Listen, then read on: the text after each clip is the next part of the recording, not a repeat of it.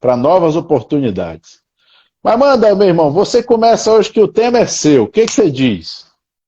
Então, o tema hoje foi baseado numa postagem tua, né? Que é, é assim, acho que tem é uma coisa que me instiga muito, né? Na verdade, é uma das coisas que me instigou muito a vir para essa medicina alternativa, que a gente sabe que é a medicina raiz, né? É, na verdade, a má prática da maioria das pessoas que se diz integrativo, ortomolecular ou qualquer coisa desse tipo, né? E essa má prática, né, na verdade, é muito prejudicial.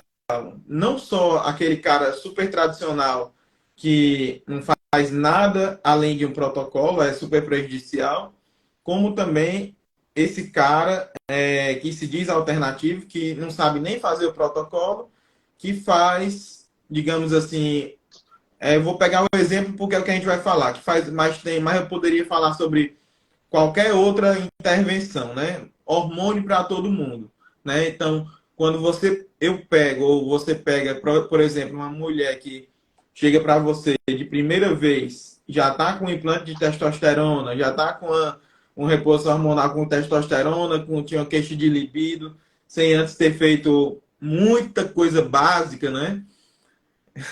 Assim, é uma coisa que dói, né? É uma coisa que dói mesmo, né?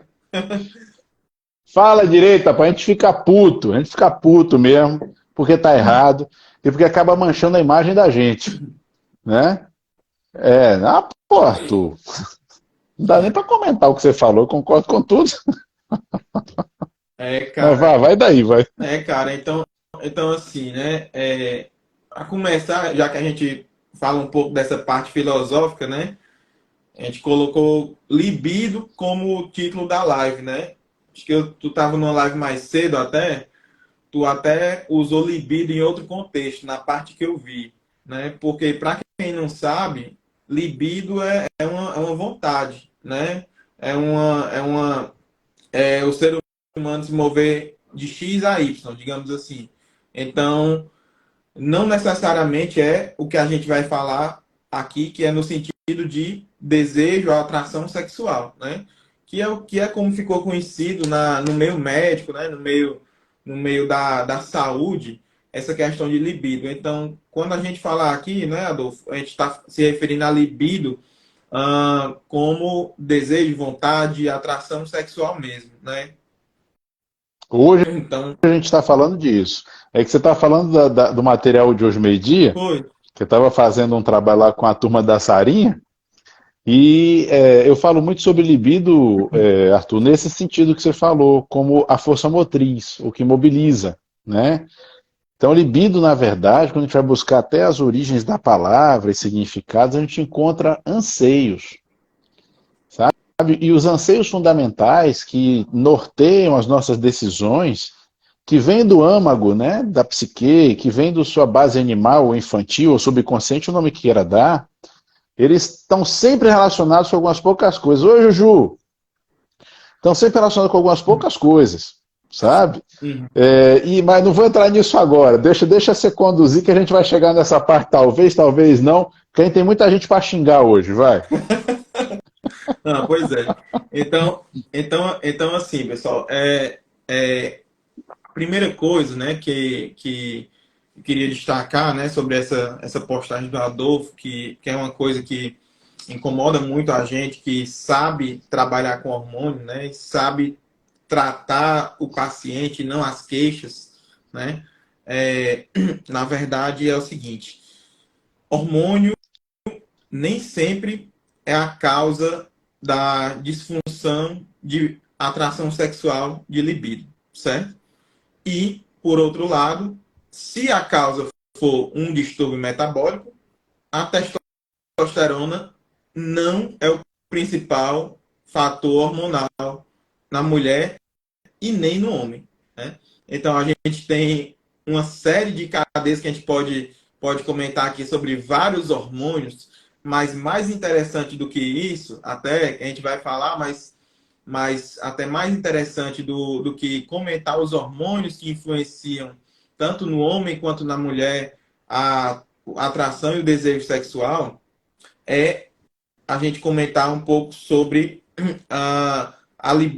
outras causas de libido, porque muitas vezes você desmonta esse diagnóstico, você quebra essa queixa, você resolve o problema do paciente, identificando ajustes mínimos, né?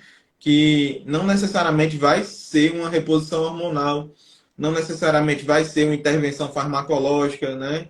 Então, muito antes disso, existem vários fatores que levam a disrupções hormonais, que levam a desequilíbrios, que levam a uma alteração desse libido, né?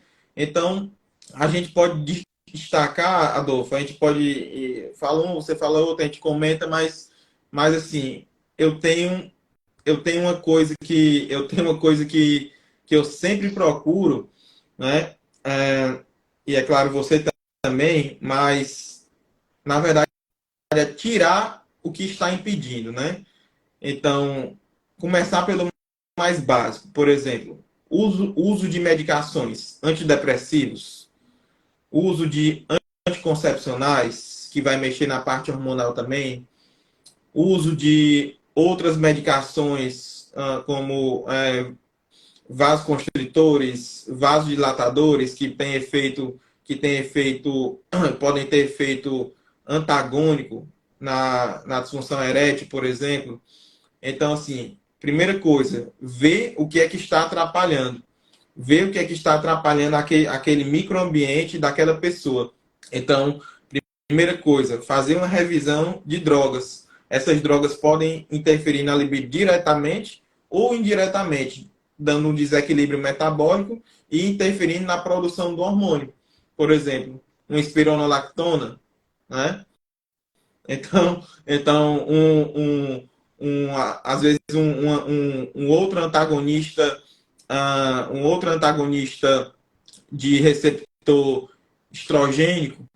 Então, muita gente usa essas drogas e nem liga para isso. E muitas vezes o paciente, na timidez, não vai dizer, né?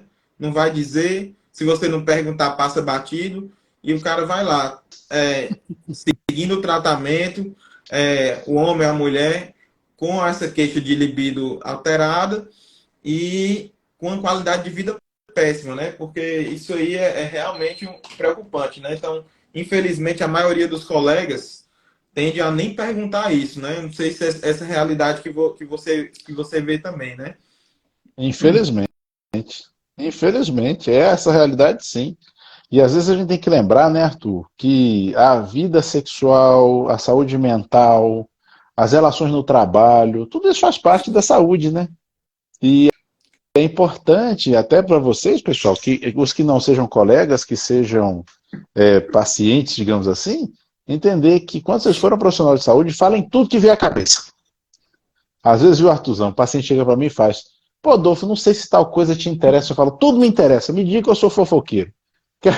Porque muitas vezes aquela informação que ele pensa que não é relevante para nós vai ser o que vai nortear uma conduta, né? Mas quando você fala na revisão de drogas, Arthur, eu acho importante demais. Porque, cara, as interferências são muitas e algumas são mais óbvias do que outras. Mas muitas vezes elas podem ficar meio escondidas. Quando você fala dos antidepressivos, por exemplo. Poxa, se eu pensar no inibidor seletivo de recaptação de serotonina, o que acontece? Ele está potencializando o efeito da pouca serotonina que está presente na sinapse. Só que quando eu faço isso, eu estou aumentando no paciente a percepção de satisfação. Se você está satisfeito, você precisa de alguma coisa? Não. Se você está satisfeito, você não tem anseio. E é por isso que a libido cai. E o pior, viu, Arthur, é que em muitos casos cai mesmo para tudo, naquele sentido que você falou no início, né, que eu falei no outro momento, nesse sentido geral. Então, muitas vezes a pessoa usa um antidepressivo, ela pode, de repente, não sentir mais angústia, não sentir mais pânico, ansiedade, mas também não sentir mais muita vontade de nada. Isso pode acontecer. Sim, se tornou Porque, na verdade, se tornou um zumbi, por definição, né? Acontece, né? E isso acontece muito por um uso errado, né? Que infelizmente é outra coisa que se usa muito errado, os antidepressivos. E por uma coisa, Arthurzão, que eu quero pontuar antes da gente continuar. Pessoal, libido é intenção, como o Arthur colocou, é anseio, como eu falei. Então, libido, ela está aqui, ó. Libido não está na genitália. O que está na genitália é a resposta específica ao estímulo. Então, a libido está aqui. Quando a gente fala de um remédio que mexe com sua cuca, pode mexer com sua libido, tanto para baixo quanto para cima. O exemplo aí do antidepressivo. Ou, por exemplo, quando você fala na espironolactona, que é antiandrogênica, Adolfo, que ela está mexendo no hormônio. Sim, o hormônio que faria um efeito na cuca. E esse ponto aí não pode esquecer. Porque no fim, quem vai definir, pessoal, a ação é a cabeça. Né? Quem vai definir a ação é a cabeça. Quem vai definir o interesse, essa busca, esse anseio, essa vontade é a cabeça. Se a cabeça estiver ruim, já vai complicar. Mesmo que seus hormônios estejam normais.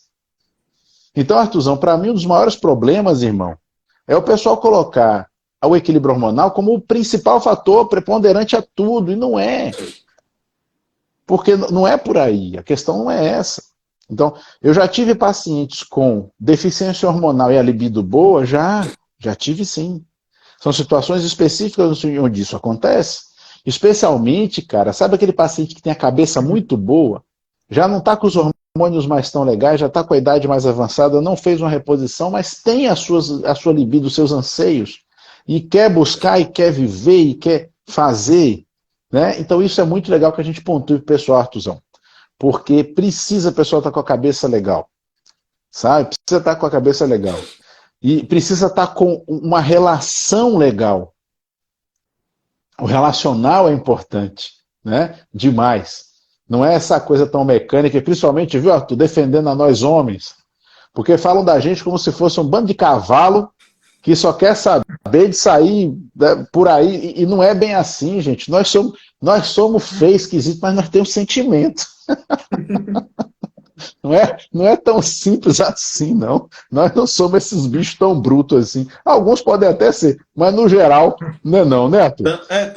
Tanto é que a gente não começou nem diferenciando homem e mulher, né? Claro que a gente vai ter nuances de cada um, mas a gente começou falando de forma geral, porque na verdade é isso, né? A gente vai fazer uma programação, Adolfo, do retorno da libido, uma programação de saúde. E um degrau antes de saúde, eu tenho uma coisa que a pessoa pode ou não estar procurando, que é fertilidade, né?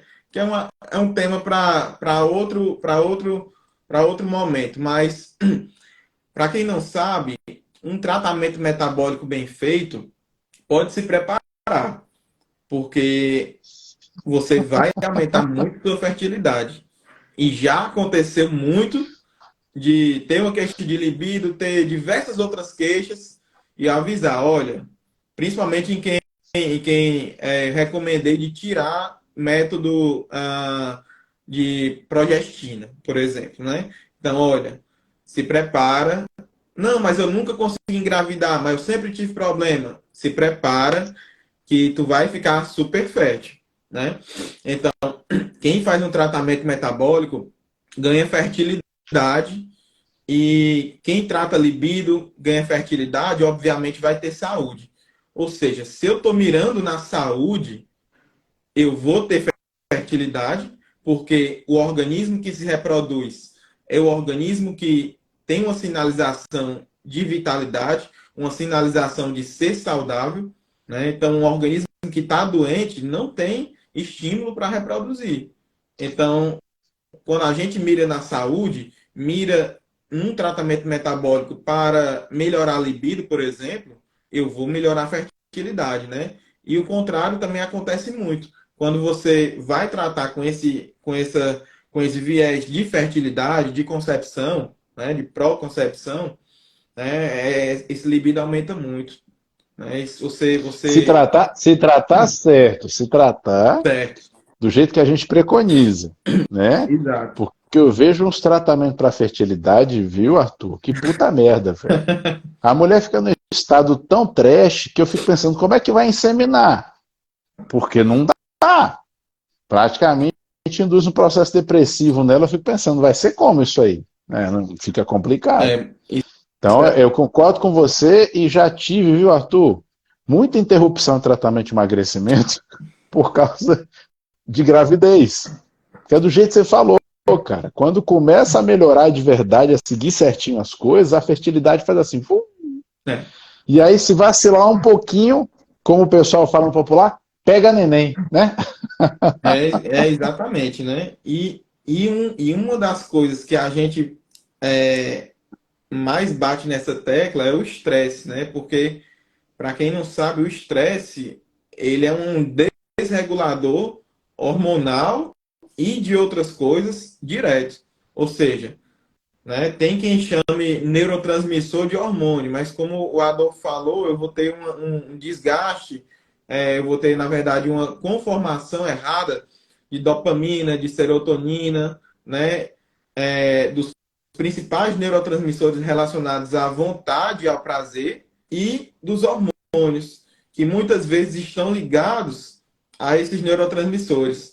Então, Perfeito. o estresse crônico bloqueia e consome isso aí. Né? Começando a falar da parte hormonal, quem é estressado cronicamente tem o quê? Tende a ter cortisol elevado quando não deveria, adrenalina elevada, que eleva o cortisol mais ainda, para compensar essa adrenalina de toda hora elevada. E essa adrenalina consome dopamina, consome serotonina e desequilibra os demais neurotransmissores que vão fazer parte dessa vontade, dessa libido, né? Que nem sempre é vontade sexual. Ou seja, implica na vontade do ser humano e na qualidade de vida em inúmeros fatores, né? Então, esse desequilíbrio, Todos, né? esse desequilíbrio do cortisol, né? Do ciclo circadiano, digamos assim, é fundamental, né? A gente está longe da testosterona ainda aí, né? Muito longe. Então, assim, pegando Muito. um desequilíbrio hormonal causado pelo estresse, que eu acho que é a mãe de todos os desequilíbrios, né? A mãe, o pai, a tia, mas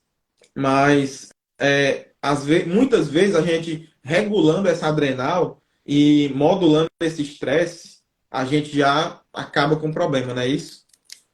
Já resolve. Ô, Artuzão, e completando o que você falou, o quadro pior que é o que eu recebo mais, já é aquele paciente que ele não consegue nem ter o cortisol alto. É o que eu mais pego aqui. Ele já passou dessa fase que você falou, ele já está numa fase onde a suprarrenal dele, as suprarrenais não conseguem mais responder adequadamente. Exato. E aí, é bom o pessoal saber de uma coisa, Artuzão. Pessoal, todos os esteroides vêm do mesmo lugar, eles vêm do colesterol. Cortisol é esteroide, testosterona é esteroide, estradiol é esteroide, progesterona, tudo isso é esteroide. Vitamina D. Se eu puxar, vitamina D. Mas falando da árvore de conversão, que a vitamina D, vamos deixar ela de lado, Artuzão, para a gente entrar só naquela conversão esteroidal suprarrenal e gônada, né? Porque ela também é. Então o que acontece? Quando a gente pensa nisso, pessoal, vocês têm que entender uma coisa: testosterona, ela não nasce testosterona, não. Testosterona já foi androstenediona, que já foi DHEA, que já foi pregnenolona, que já foi colesterol. Necessariamente, uma via como essa, podem ser outras alternativas, mas uma via como essa, ela aconteceu. E um bypass, lá no início da árvore de conversão, é o que dá origem ao cortisol. Se eu puxar demais para esse lado, não sobra para o resto. Então, por uma questão de distribuição, praticamente uma relação de almoxarifado, pessoal. Se você for estressado demais e estiver toda hora tentando produzir cada vez mais cortisol, começa a sobrar menos fatores intermediários para você conseguir produzir os esteroides do fim da cadeia. E esse é um dos motivos pelos quais falta. O outro motivo, Arthur, uma coisa que você vê direto aí, eu também. Paciente em síndrome metabólica, que é quase todo mundo. Com hiperinsulinemia, a insulina, pessoal, ela interfere nas conversões desses hormônios. puxando mais para um lado do que para o outro, fazendo com que você se desajuste. Isso também é ruim. E outra coisa que acontece demais, que quase ninguém fala sobre isso, Arthur, a deficiência funcional de ferro. Pessoal, as enzimas que fazem as conversões dos hormônios esteroidais são quase todas da superfamília CYP450, que é uma superfamília que depende de um núcleo com ferro, chama núcleo M, M com H, HEME. Se você tem anemia e alguém pega você e soca você de hormônio, não tem como isso dar certo. Já não seria a melhor opção de cara. Mas se além disso você é anêmico ou anêmica, você ainda pode estar criando mais outros problemas, porque a gente não sabe para onde isso vai. É a mesma coisa, Arthur, de quando o pessoal quer avaliar a testosterona e pede o exame. Testosterona total é livre, não pede mais nada. Eu falo assim, você está avaliando o quê? A gente está avaliando o quê? Poxa, não tem. Pessoal, quando a gente vai avaliar uma rede de conversão esteroidal, por baixo, eu acho que vai ter que pedir uns 10 a 12 exames específicos hormonais, fora os outros. Pra gente poder entender, ó, isso está vindo de onde, está indo para onde, né? E a partir daí começar a tomar decisões terapêuticas. Então, é assim. E nós só não pedimos mais porque não tem disponível, né? Não dá para Exatamente. Fazer... Se tivesse, a gente pedia. Não dá para fazer um dute teste toda hora, né? Justamente. Não dá para pedir Stronex de todo mundo, né? Exato. Mas, Arthur, você sabe que pedir muito exame é errado, né, Arthur? Pedir muito exame é errado. Eu acho engraçado. Para quem não sabe interpretar, é errado mesmo. Exatamente. Para quem não sabe interpretar, não devia pedir nenhum, né? Mas é porque, cara, é incrível. Como é que a gente pode achar ruim, pessoal, ter mais informação sobre o paciente? Uma vez eu cheguei a ouvir, viu, Arthurzão? Olha só essa, tá? Cheguei a ouvir uma coisa do tipo, não é porque é muita informação, você pode se confundir. Puta que pariu. Vai vender picolé, pô. Não vai ser médico não, cara. Numa boa. Não vai trabalhar com saúde não, porque trabalhar com saúde, qualquer profissional da área de saúde, trabalhar com saúde é complicado. Tá? Então, assim, tem que estudar, tem que estar em cima, não tem jeito. Né? Então não dá para fazer dessa forma tão simplinha, não. Né?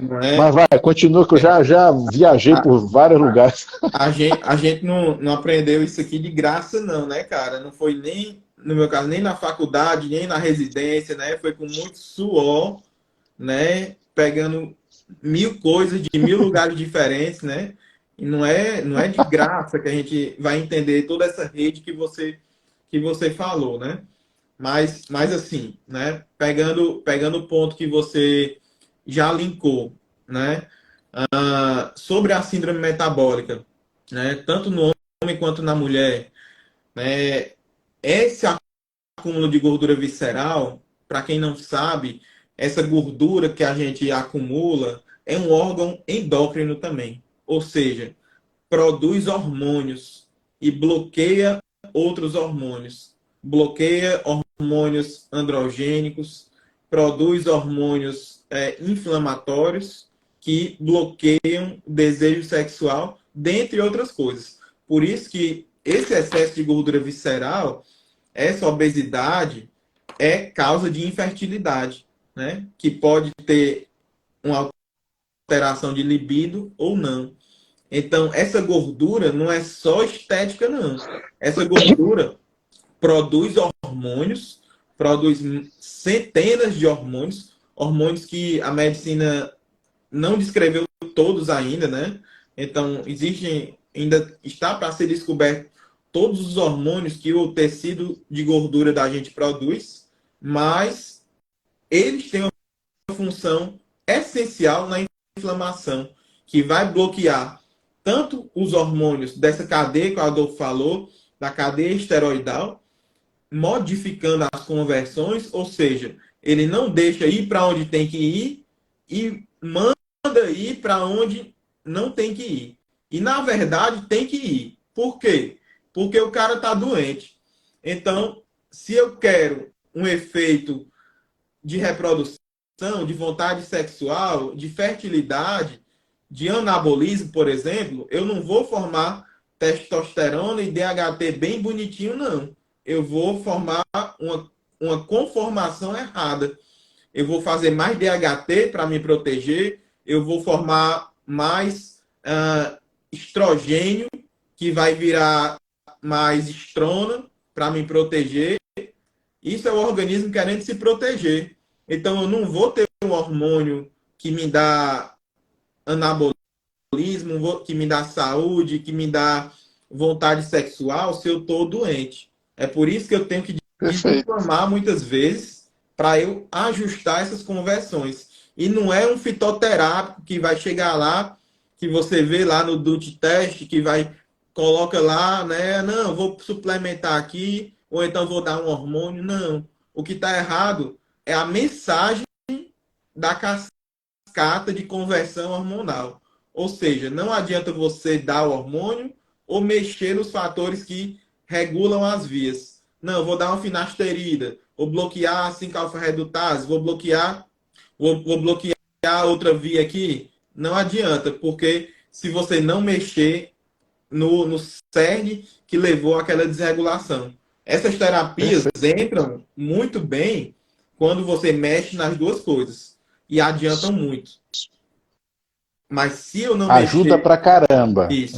Mas se eu não mexer no que causou, eu só fizer a parte final, digamos assim, muitas vezes pode até resolver sintomas, como, por exemplo, a vontade sexual. Mas, primeiro, não resolve por muito tempo. E, segundo, você vai adoecer de uma forma espetacular logo depois, né? Gostei do adoecer de forma espetacular. Cara, você falou de uma coisa muito importante aí, Arthur, dentro de um monte de coisas que você falou importante, que é um ponto pessoal olhar. Turma, vamos lá, a natureza é muito sábia, né? Então, a libido, no sentido sexual mesmo, é uma função, em tese, para a reprodução. Se sua libido caiu, sua saúde não deve estar legal. De alguma forma. Pode ser biológica, pode ser mental, tá? Mas sua saúde não deve estar legal. Porque é como se seu corpo tivesse assim, não vou me reproduzir não, que eu não estou bem. Esse tipo de relação é interessante, porque isso vale, por exemplo, no relacionamento. Uma das coisas que define libido, sexual mesmo agora falando, no relacionamento, é a admiração. Se você desadmira o seu parceiro ou a sua parceira, você começa a perder um pouco, ou bastante, dessa libido. Porque é como se a sua natureza dissesse assim, cara, eu não quero gerar uma cria com esse aí não quero gerar uma cria com essa daí não. Então, pessoal, olhem para isso. Inconsciente, você não pensa isso. Porque quem gere tudo isso, pessoal, não se enganem não. 90% da cabeça da gente é animal. Sair dessa bobagem de a gente achar que a gente é muito evoluído, a gente está engatinhando, Tom. Engatinhando, tá? Então, assim, a cabeça da gente 90% é animal. O animal tá velhaco, inteligente, ele sabido, percebendo as coisas muito mais do que a gente. Ele já olha e faz assim, ó, perde a vontade que você tá todo barreado aí, tá todo brocado, se você fizer neném agora vai sair um monte de porcaria. Pronto, sabe? Isso é uma das maneiras da gente interpretar isso. Muitas vezes a gente dá um bypass nisso, porque nós temos uma cultura muito sexual, né? Principalmente o homem latino. Eu tinha uma professora, viu, Artuzão, que ela falava assim que o homem latino ele é um pênis com órgãos acessórios. Entendeu? Porque a gente é criado dessa forma. Exatamente. A gente é criado dessa forma, né? E a gente acaba dando, às vezes, um bypass nesse impulso natural, por uma questão mesmo de autoafirmação, vamos dizer assim. Mas é um ponto importante para o pessoal pensar. Poxa, minha libido caiu. O que tem de errado comigo? Né? Não pensem simplesmente assim, caiu. Uma coisa que eu ouço muito, viu, Arthur? Caiu é a idade. Pessoal, não é assim, sabe? E outra coisa importante vocês perceberem, dentro do que a gente está conversando aqui, Arthur, eu acho que essa conversa nossa está sendo muito valiosa para muita gente que está assistindo, vai ser muito valiosa para quem vem assistir depois também. Pensem assim, caiu a libido sexual. Caiu só sexual mesmo? Você tem vontade de trabalhar? Você tem vontade de fazer ginástica? Né? Você tem vontade de realizar as coisas do seu dia a dia? Porque não raro você vai perceber que você está daquele jeito, sabe, Artuzão? levanta de manhã, sai de casa porque é obrigação, tem que ir, fica torcendo para voltar o mais cedo possível, quando volta não quer fazer nada. Eu sei que agora alguém vai se identificar com isso que eu falei. Quando tem o tempo livre, quer fazer o quê? Nada. Gente, isso é baixa libido. Isso é deficiência dopaminérgica, se a gente for pensar, né? O Arthur, isso é paciente para bupropiona. Então, assim, a gente tem que pensar nesse assunto de forma um pouco mais ampla e entender que nada disso é pontual. Como o Arthur bem colocou, isso está relacionado com um monte de outras coisas. E a saúde metabólica está aí no centro, não é porque está no centro de tudo, está no centro dessa questão também. Então é por aí. Mas vai, filho, manda. O pessoal não está mandando pergunta, né, velho? Pô, cara, vocês estão de mal com a gente hoje. Quem quiser mandar pergunta, puder mandar na interrogaçãozinha, pessoal, melhor ainda. Viu? E assim, tem vários hormônios, né, Adolfo, que o pessoal não nem imagina que está ligado ao desejo sexual. Por exemplo, melatonina, né? Melatonina, para quem não sabe, é o ciclo da produção, na verdade, de contínuo para intermitente, é o que marca a puberdade, né? Então, até a puberdade a gente produz melatonina assim, né? Mais ou menos de forma contínua, e a gente começa a ciclar, ou seja, produzir muito à noite, na escuridão, e nada de dia, né? Na verdade, está supresso, quando a gente começa a puberdade.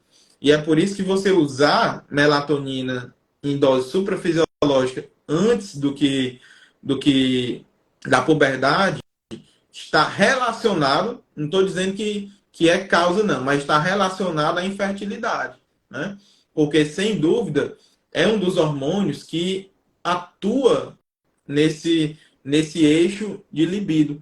E uma pessoa que não dorme, uma pessoa que tem uma produção errática de melatonina, ela tem uma disfunção de receptor, não só do receptor da melatonina, mas de receptores de hormônios neuroendócrinos, testosterona, estradiol, outros androgênios, né? Então, a melatonina é um hormônio fundamental para o reparo desses receptores, para a sensibilização desses receptores, né? E se eu não durmo bem, a melatonina é um reflexo disso. Eu não tenho um encaixe bom desses outros hormônios, eu não tenho a ação desses outros hormônios, mesmo que no sangue esteja bom, eu não tenho ação.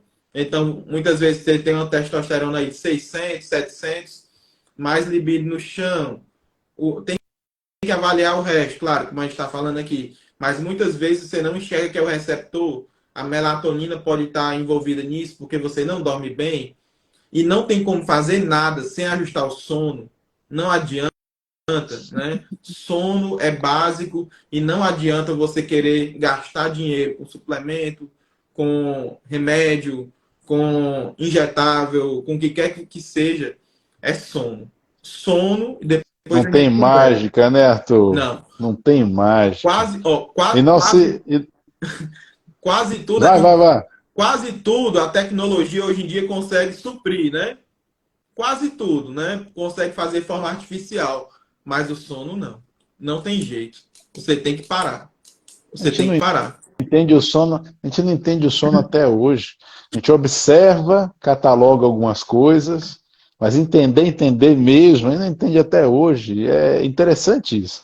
Mas, cara, você falou do negócio, Arthur, que a gente fala muito sobre isso, até enche o saco da galera, mas é para encher mesmo, pessoal, para vocês não esquecerem mais.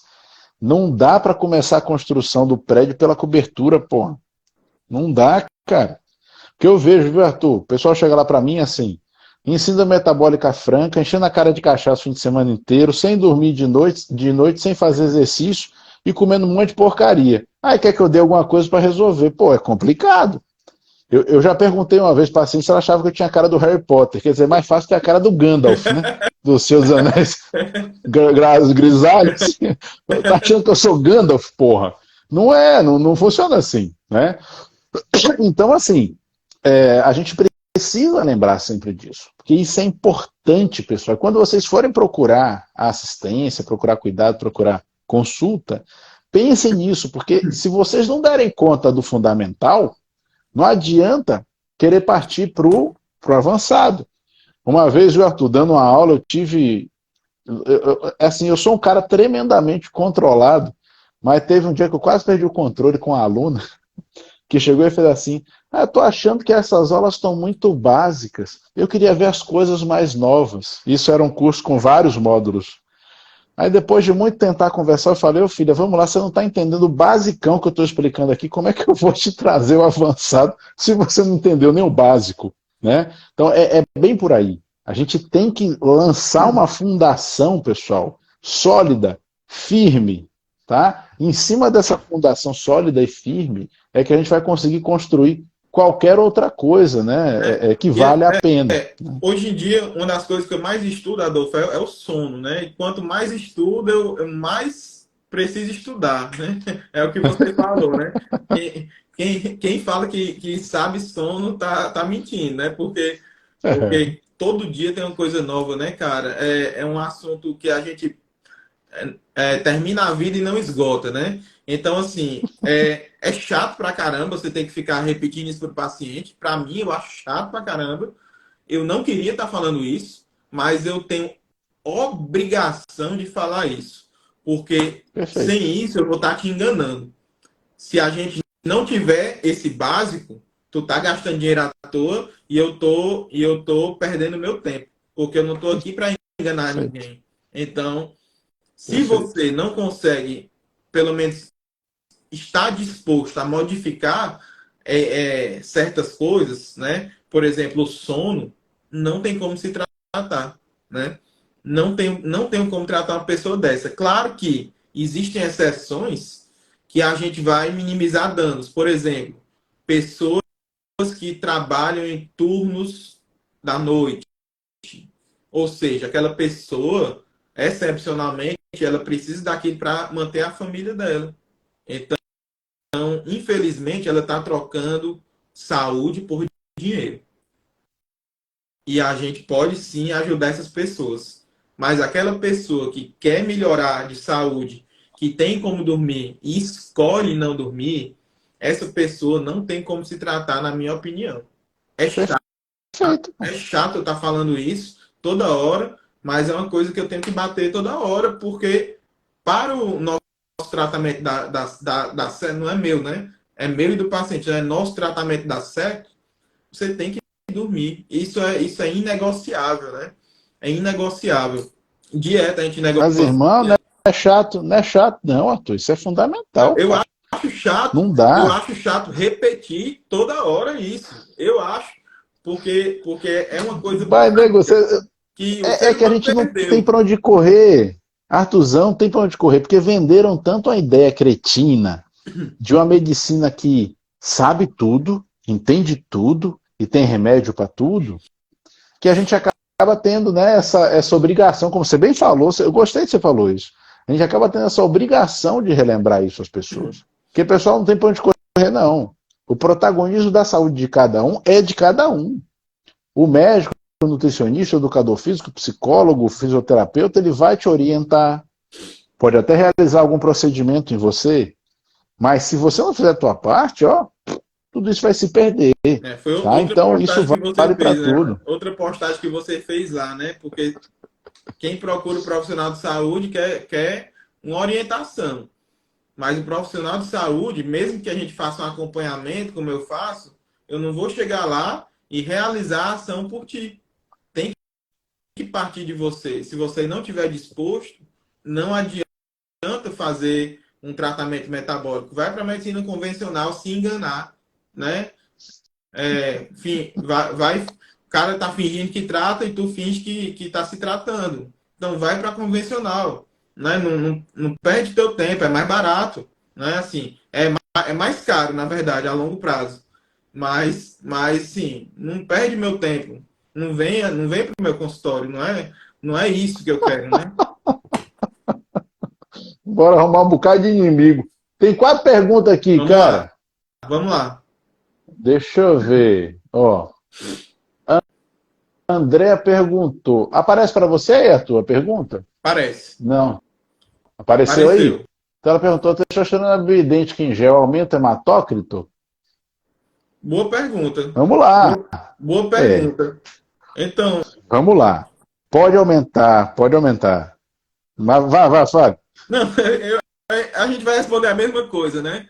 Olha, Pode aumentar. a dose da testa em gel é uma dose que não é tão suprafisiológica, que a gente vai fazer até em um pump 100 miligramas, né? Como de um extra de testosterona que o pessoal faz por aí. Mas, em algumas pessoas, isso aí já pode ser o suficiente para inibir o eixo, né? Ou seja, para inibir o estímulo testicular e para ter outros efeitos de uma testosterona mais alta, né? Do efeito androgênico, que na medula é estimular a eritropoese, que é a formação dessas células vermelhas, né? Então, a gente usa muito também isso aí um paciente que precisa desse estímulo, é um renal crônico, é um paciente com anemia crônica por outros motivos, né? A testosterona em gel serve para isso também, né? Muitas vezes, nesse paciente que é muito depletado, ele se beneficia disso sim. Acho que é a mesma coisa que você ia dizer, né? Não tem muito segredo aí, não. Não, porque não tem não. Testosterona estimula a eritropoese, testosterona tem um papel fundamental na facilitação do uso do ferro, né? Então a testosterona participa diretamente disso e por isso ela interfere. Então ela pode fazer um aumento do hematócrito, eu acho que sempre vai fazer um pouquinho, mas como você falou bem, se for uma injeção do enantato, por exemplo, um cipionato, vai aumentar muito mais, né? Isso pode ser inclusive ruim. Se aumentar demais, eu posso aumentar o risco de trombose. Então, assim, tudo sabe, pessoal, tudo em saúde, eu falo que tudo é curva em U, Artuzão. Exato. Curva em U, né? Faltar é ruim, sobrar é ruim também. Tem que achar ali o ponto de equilíbrio, né? Curva em U. Tem outra aqui, cara. Ah, deixa eu ver. É que são várias, eu vou falar, tá? Tenho miomas e a ginecologista indicou Dilmirena. Quero me livrar do Mirena. Como seria o tratamento através da medicina funcional para reduzir os miomas? Porque nenhum médico quer tirar o Mirena dela. E aí, Artuzão, o que você diria? A primeira coisa é você trocar de médico, né? Ir para um médico que saiba regular seus hormônios. E Mirena não é tratamento de De adenomiose, miomas. não é tratamento de SOP, Não, não é tratamento de não. endometriose, não é tratamento de mioma, muito menos, tá? Muito Não é tratamento menos. de nada. Perfeito. Na verdade uma destruição do seu metabolismo, certo? Então, eu não posso te dizer exatamente como vai ser o seu tratamento, porque eu precisaria ver todas as suas variáveis individuais, mas passa por uma regulação hormonal, certo? E depende, claro, da sua idade, de qual período você está na vida reprodutiva, né? E vai passar, sim, por uma regulação hormonal. Se vai poder tirar o DIU agora ou não, não sei. Mas a regulação se caminha para, quanto antes, você poder retirar isso aí. Principalmente se você tem uma doença mais grave, né? Uma endometriose mais grave e tal. Né? Você tem que ir com Perfeito. mais calma. Sem nada a acrescentar. Também não sou fã, não. Agora, olha, a Lela está fazendo uma pergunta assim: quais são os parâmetros fora da referência laboratório de bons níveis de hormônios femininos? É individual ou tem um nível padrão? É individual, gente. E depende da fase, depende do momento do ciclo que você esteja. Artuzão, deixa eu falar um pouquinho disso. Uhum. Pessoal, avaliar exame laboratorial não é ver número de tabela, não. O exame laboratorial dá uma referência para a gente de como você está. A gente tem que associar isso entre os exames, uns com os outros, e tem que associar com a história clínica e todos os sinais e sintomas que a gente pega em vocês. Então, eu acho bem perigoso quando vocês estão atentos aos números, que isso pode fazer vocês olhando para os seus exames chegarem a conclusões que não são boas. Aí ela disse, entendi, pensei em ser com vitaminas. Não, Lela, as vitaminas também não são assim, não. colhe, gente, quase nada em exame laboratorial, vocês devem avaliar dessa forma apenas o número que está, se está acima, se está abaixo. Essa análise é muito mais complexa do que isso, para quem sabe fazer. Aí que está o que eu e Arthur estávamos falando no início. Tem muito profissional que, infelizmente, não sabe analisar exames. E digo para vocês, pasmem, na faculdade ninguém ensina a gente a analisar exame. Isso é inacreditável, mas é real. A gente aprende, viu, Arthur? Aqui em Salvador a gente fala que a gente aprende naturalmente. Na tora. A gente aprende, assim, à medida que vai vendo, vai aprendendo e vai lendo, mas não tem, digamos assim, uma disciplina que vai fazer. Por isso que eu tenho um curso de exames, de interpretação de exames. Perfeito. Por quê? Porque a gente não tem isso. Né? E isso é incrível, porque a gente precisava ter, para justamente saber fazer essas interpretações e para não deixar vocês achando que é daquela forma, né, Arthur? Tá dentro do normal ou não tá? Tá normal, tá tudo bem. Poxa, gente, não é assim. Então eu diria, respondendo a pergunta dela, tem valores fora de parâmetro? Não pense tanto assim em valores. A gente vai ter que analisar tantas outras coisas que os valores por si não tem esse valor todo, né? O que você diz, irmão? Não, eu vou só fazer mais um aforismo, tá? Só mais um aforismo. Você procura um médico para interpretar os seus exames. Se fosse para ver valor de referência, papel do laboratório já estaria suficiente, né? Então, exato, perfeito. Interpretação não tem a ver com valor de referência. Tem a ver com curva e muito mais que o Adolfo já falou. Tenho nada a acrescentar. É perfeito, cara. É isso aí. A gente precisava, né, que o pessoal tivesse atento a isso. Aí não falariam, né, Arthur, que pedir muito exame é ruim, né? Não falariam. Cara, não tem mais perguntas aqui na caixinha, não, vai. Então continua você daí. A gente parou aonde que eu já me perdi? Ah, nem sei, né? Mas assim, né? Entrando mais nos hormônios sexuais, né? Que a gente sabe que essa história de sexual é balela, né? Os hormônios ditos sexuais têm muito mais funções do que a própria parte sexual reprodutiva, né? Então, assim, pessoal, muito antes de você pensar em testosterona, principalmente na mulher, a gente tem um monte de androgênios, ou seja, outros hormônios que se convertem e são convertidos em testosterona, muito mais importantes para a mulher do que a própria testosterona. Por exemplo, o DHEA, né? Que pouca gente, hoje em dia, já está mais disseminado, mais, né? Prasterona e etc., esse nome bizarro e tudo, né? Mas enfim. É que era proibido, Arthur, que era proibido, né? Melatonina era proibida. Que é muito perigoso. É que era muito perigoso. Creatina, né? já foi proibida, né? Então... Já foi proibido. Passei por tudo isso, cara. Passei por tudo isso. É bizarro, né, cara? Então, nessa época eu nem imaginava assim nada, né? Mas a gente vai lendo os relatos, né? E vai se indignando, né? Como agora por exemplo, o Ibutamoren foi proibido, né? De comercialização, não é nem prescrição, né? Então, é uma esfera fora da esfera médica, né? Por exemplo. Então, não tem mais. O que é pior, Arthur? O Ibutamoren foi proibido como se fosse um SARM. Sim, Só que ele não é um SARM. Não. E nem ele é secretagogo para GH. Não, ele é um secretagogo para GH. Isso. Então ele não era para estar nessa lista. Exato. Como estenabólico. Estenabólico é um hiperativador mitocondrial. Está proibido do mesmo jeito. Ele não é um SARM. Exato. Também não é o peptídeo. Exato. Sabe? Cara, são vários. O GSK 1516 não é um SARM. E sai como se fosse um SARM. YK11 não é SARM. Inibidor de miastatina.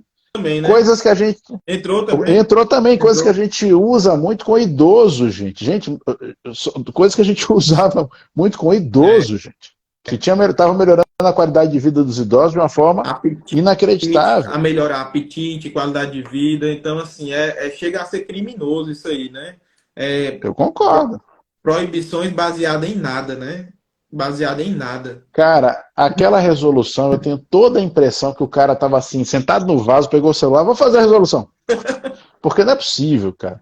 É um negócio tão de qualquer jeito que aquilo ali meio que me ofende, sabe, Arthur? Porque aquilo aconteceu por causa dos colocadores de implante, né? Que tem um pessoal que se fala médico, mas é colocador de implante, né? Que não sabe nem o que está fazendo. Exato. Implantes que são ferramentas que podem ser usadas, não estou falando mal de implante, não é Claro, isso. Mas que tudo é recurso, pessoal, tudo é recurso, claro. mas que estão sendo amplamente usados de forma incorreta. Precisava de um olhar do conselho para a gente regularizar isso melhor? Precisava.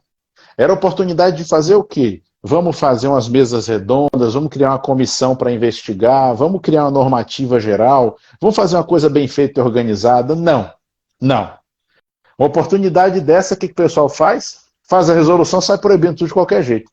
Poxa, poxa, pessoal, é difícil ver essas coisas, sabe, turma? Porque, assim, por conta de alguns que fazem o negócio de forma irresponsável, todo mundo perde o acesso a coisas que seriam úteis para muitas pessoas, sabe? E, enquanto isso, você compra paracetamol na farmácia sem precisar de receita e dá para o neném, e dá para É lindo. o bebê, É lindo.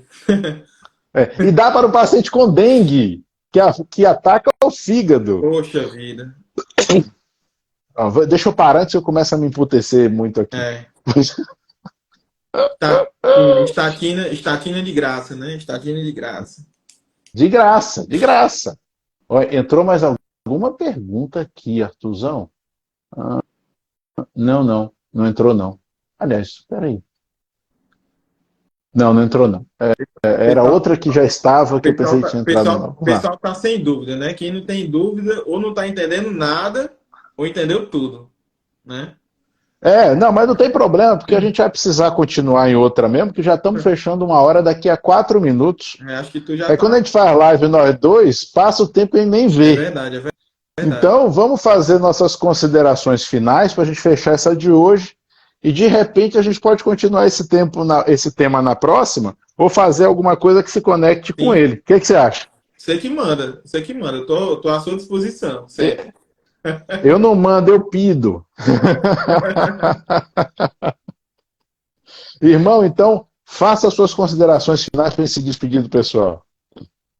Então, é isso, né? A gente tem que pensar em toda a cadeia hormonal. A gente não falou da maioria dos hormônios, que a gente tem prolactina, fora o DHA, a gente tem outros androgênicos, a gente tem um monte de hormônio que a gente Androstenediona. precisa regular antes de pensar em dar testosterona, principalmente para a mulher, né? Então, a libido faz parte desse contexto de fertilidade e faz parte do contexto de saúde, né? Essa seria talvez a grande ideia, né? Tem mais uma pergunta aqui, ó. Opa. Deixa eu ver. Professor Luiz, Ah, existe valor mínimo para a testosterona total em homens? Você já falou, né?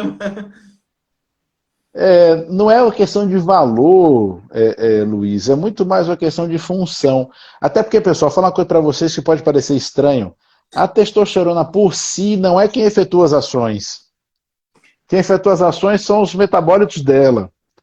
Então, há até professores que falam da testosterona sobre muitos aspectos, mais como se fosse uma função pré-hormonal do que hormonal em si. Então, isso é uma questão que depende do que quem está analisando. O valor apenas, ele não serve para a gente avaliar. Então, eu quero que você se desprenda um pouco disso, assim como, viu, Arthur? Essa pergunta do Adrien aqui, ó. Tenho 32 anos, faço uso de teste, como parar o uso? Se fico 10 a 15 dias, 100 cai para 150. A questão não é essa, né? Arthur, o que você diria para ele aí? Meu amigo, é o seguinte. Primeiro, você não deve estar usando testosterona, deve estar usando um éster de testosterona, né? Decadurabolinha, alguma coisa desse tipo, né? Enantato, decanoato, propionato, não sei, né? Então, provavelmente você não está falando de testosterona bioidêntica. Porque apesar da bioidência, como a gente falou, poder bloquear o eixo, é muito mais fácil, por conta da curva dela, a gente restaurar esse eixo. E eu vou ter duas coisas que vão definir a dificuldade de você sair da testosterona. Uma é o tempo que você usou e... Não, três. A dose que você usou e o tipo que você usou. Por quê? Qual é o problema do uso crônico? É o desgaste de receptor, é a resistência de receptor e a inibição que pode do eixo, que geralmente volta, mas também não volta 100%. Então, quanto tempo a gente vai ter para voltar? Vai depender dessas variáveis e, é claro, da sua capacidade biológica, da sua idade, de tudo mais. E o que a gente vai procurar, respondendo a pergunta do professor também, não é um valor. É o quê? É você estar com a função de testosterona boa, que a gente avalia isso clinicamente e vê as outras conversões. Porque muitas vezes não adianta estar com a testosterona boa, sem DHT, sem outras coisas, né? Então, ou convertendo de mais ou de menos. Então, eu tenho que ter toda a cadeia em equilíbrio e o número vai ser mais um ponto na curva que eu vou formar da avaliação de segmento, de acompanhamento, e não vai ser o meu destino final. O ponto vai só me acompanhar, o valor, né? Não é o meu objetivo, tá? Perfeito, perfeito. Respondemos aos dois. Muito bom. É. Cara, é isso. Ó, vamos fazer assim, Artuzão? A gente faz a próxima, Libido 2, a missão, que a gente vai falar de todos os hormônios, tá? É bom que esse assunto rende. E eu já digo para vocês, pessoal, que acompanharam a gente até agora, pensem em perguntas para encher a gente de perguntas, tá bom? Eu vou falar com o Arthur para a gente ver que data a gente faz isso, ver se a gente consegue fazer semana que vem, certo? Se você puder, tá? Beleza? E a gente já adianta isso pro pessoal. Vocês, se puderem, pessoal, convidem outras pessoas, enviem essa live para que as pessoas possam se beneficiar dessas informações, que eu acho que essa live foi muito rica, irmão. Satisfação enorme fazer essa live com você. Foi muito rica em informação, acho que pode ajudar muita gente, tá? E assim, eu me despeço e até a próxima. Boa noite, meu amigo. Até mais.